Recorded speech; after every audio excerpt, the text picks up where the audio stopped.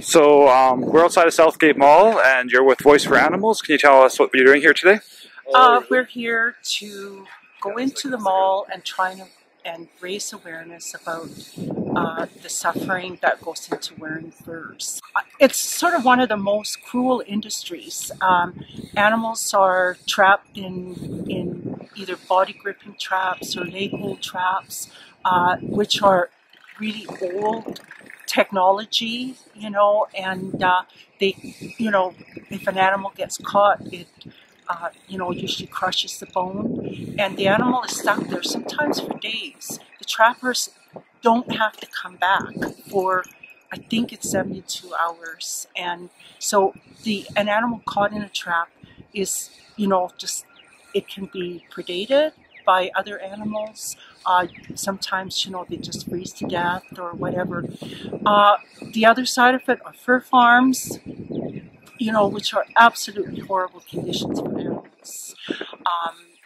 They're kept in tiny little cages, and several animals to a cage, and sometimes, they cannibalize each other. If they have wounds or if they're sick, they're not taken care of.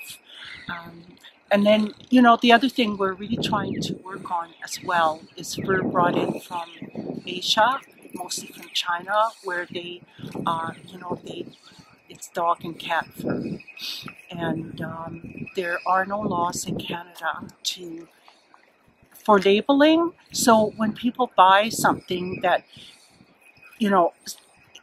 sometimes is labeled as fake fur, it's cat and dog fur from China, and it is brutal. These animals tend to be skinned alive. They're kept in barbaric little containers until they're, until they kill them. So we want to raise awareness about that, because a lot of that fur goes into, garments for young people. So it's kind of low end, kind of, jackets and accessories and stuff like that. And people have no idea what they're buying, that this comes from sometimes people's pets are picked off the streets and slaughtered, skinned alive to go in to make these garments. Okay, and what message would you have for Edmontonians? We do not need to wear fur. Please. I mean, there are so many options today. Better options certainly for warmth. And, I don't think anybody thinks that somebody looks great in a fur coat anymore. I think, wearing a fur sends a message that you just, you're stuck somewhere in the past. You don't care, you have no compassion. Come on,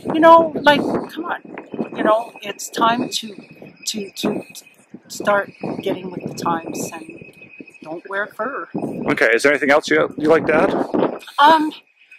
Well, I'm not sure what else to say, because I personally don't understand how people can feel at all comfortable wearing a fur coat. I think there's so much, negative sort of feelings out there now for people who wear a fur coat. You see anybody with a fur coat and you see the kind of looks they get from the, other members of the public. And do you want to be that person? I don't, I wouldn't want to be. And I think people should realize that it's become, you're a pariah if you wear a fur coat. And what are you expecting the reaction to be in the mall today? Probably okay. I think it is an issue that a lot of people have sort of come to understand.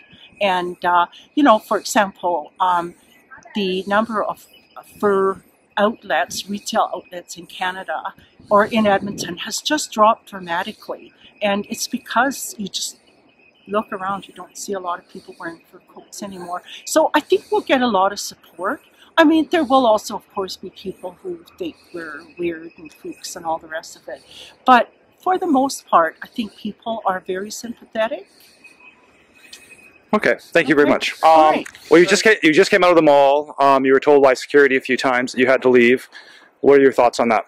Okay, we just Voice for Animals just spent about an hour walking around Southgate Mall, spreading the word about the cruelty of the fur industry simply by demonstrating by what we're wearing. We're wearing furs that have been devalued, and with messages on the back. And Mall did ask us to leave based on what we were wearing. We started out handing out pamphlets, stopped handing out pamphlets when we were asked, but they said we were doing a protest, and we were just a bunch of friends who are like-minded and are spreading the word about the cruelty of the fur industry. Well, the fur industry is inherently cruel.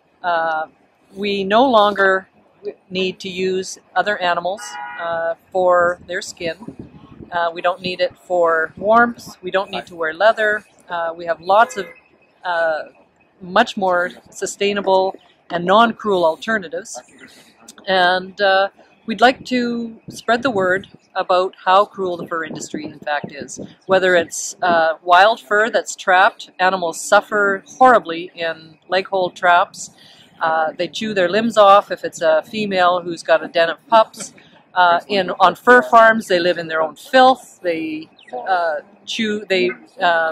predate one another because of boredom and insanity, living in small cages on top of one another. Fur animals, so that the pelts aren't damaged, fur animals are either a trapper will go to a trap and stand on an animal on its neck or on its chest until it suffocates. They will be beaten, or they will be anally or vaginally electrocuted. And whether it's vintage fur or new fur, it makes no difference. These coats were all donated with the understanding that they would never be used for fashion again. So that's why we've used them to spread the message. And anybody wearing fur is showing the world that they think cruelty for fashion is okay. Because fur nowadays is only a fashion item. What are your thoughts about the claim that that animals raised for fur in fur farms are sort of akin to domesticated food animals? They suffer the same abuse. My view is that we have no right to use animals for any reason, whether it's for food or clothing, for shoes, for entertainment, for breeding, for vivisection, nothing. And the fur industry it serves absolutely no purpose except for fashion these days. So you can't even claim that you're using it to sustain yourself. Okay, thank you. Okay. Perfect.